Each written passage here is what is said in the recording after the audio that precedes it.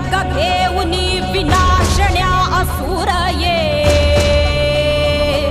बनून रौद्रकामिनी प्रकाशण्या तिमिर ये प्रतीक नारी शक्तीचे वैष्णवी महेश्वरी तुझाच अंश राहू दे सदैव माझ्या अंतरी आई अंबे